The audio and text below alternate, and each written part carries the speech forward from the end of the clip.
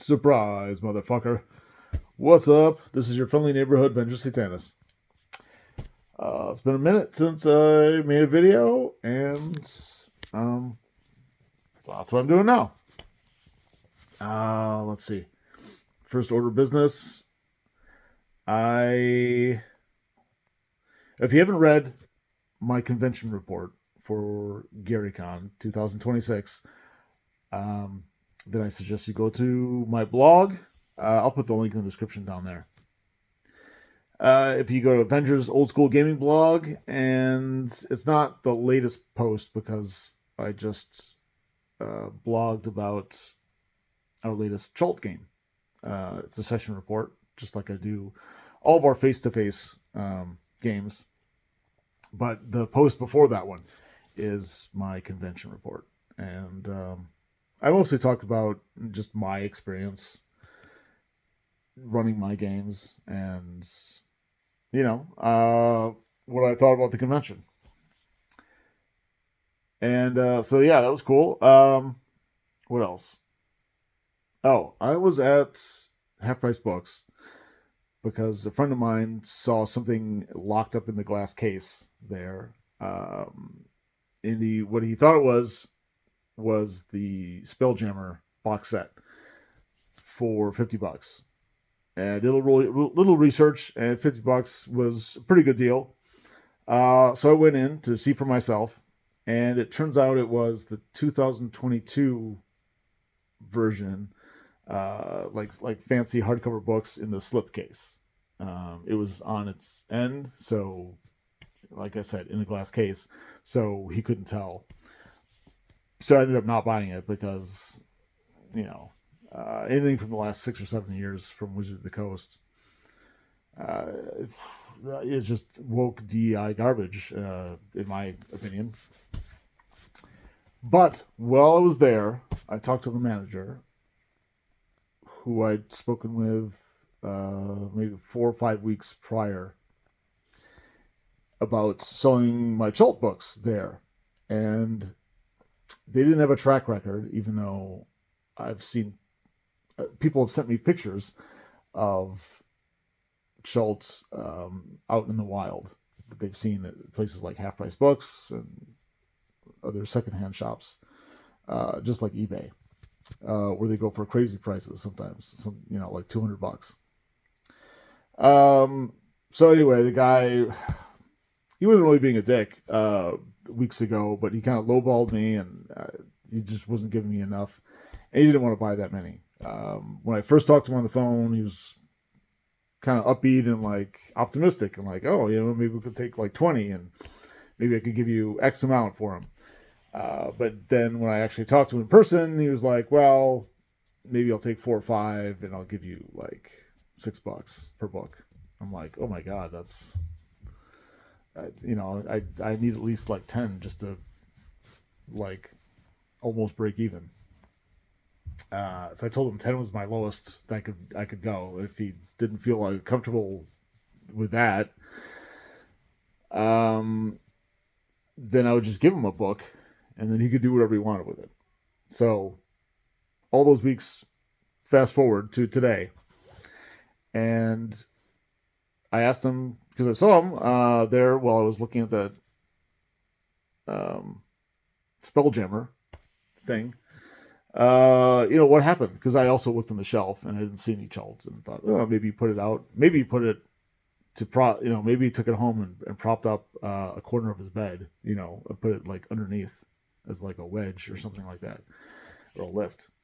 Because I don't know. So I just asked, and he's like, "Oh yeah, I put that out." And then standing right next to him at the time was an employee, and he's like, "Oh, Chult, yeah. I actually sold that to someone like several days ago, or maybe it was a couple weeks ago." And he's like, "Yeah, we sold it for $30. The guy was really excited about it.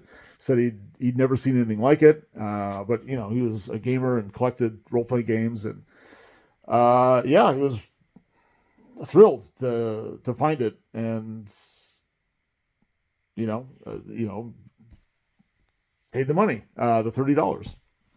So So that was great to hear. But also, since the manager was standing right there, I'm like, well, how about, we, I think this, yeah, they sold it for 30. So I'm like, how about we sell it for 40 and they can actually give me like $10 per book. And then he's like, okay, we could probably sell like 5.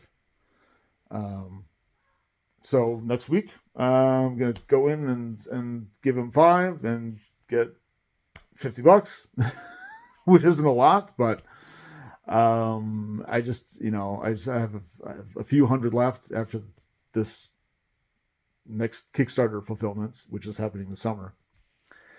I just want to get them out of the basement. My wife has given me a deadline of the end of this year. So starting in January 2027, whatever's left over and unsold, she just wants me to basically give away or throw it in the trash or something like that. I would probably be able to work out some sort of extension if it comes to that. But I've been doing pretty good selling them to local game shops, Noble Knight Games, etc. And selling a few on my own. I just sold the trilogy. I just mailed it out today that someone purchased a few days ago. So anyway, there's that, and that was awesome. And then I was having a conversation on Facebook with a guy that really loves my stuff. He's been a fan and a supporter for a long time. And one of his favorite games of mine is The Outer Presence, which I don't really talk about a lot. It's just kind of like a rules light vehicle for supporting Lovecraftian investigative horror scenarios. And particularly sort of a 1970s vibe. And The Outer Presence has an introductory scenario that I wrote in that vein. That's, I think, is pretty cool. A lot of people have liked it. I've run it a bunch of times for my own home group and conventions and things like that. This is going back because I wrote that in I don't even know, 2015. Yeah, it's going back a ways. So yeah, that was. And he was talking about how I'm in the middle of a video. I'll talk to you in a minute, okay? Okay. Please go away. Go away. I'm recording something. Come on, go away. This is why I make videos in my car. Or in hotel rooms at conventions. Because I have 5 kids. I'm constantly interrupted by whatever. Anyway, he was saying how with the rules light and the minimalist kind of style of The Outer Presence is that if a guy pulls a gun and holds it to the face of your character, you're not thinking about, or you're not incentivized to think about how many hit points do you have versus how much damage will that gun do. You treat it like you would if this had happened in real life. You'd be freaking out. There'd be a random roll to determine various things depending on your attempted actions and what the NPC is doing. And he described it as visceral, it's a more, I don't know, visceral part of the game, or a visceral aspect, or the rules light system in The Outer Presence was a more visceral system. I totally agreed, and I could relate, and that's one of the things I like. I don't know if people out there in the RPG world with the jargon and the theories and the think pieces, if they talk about stuff like that, it's not really Story Now, because Story Now is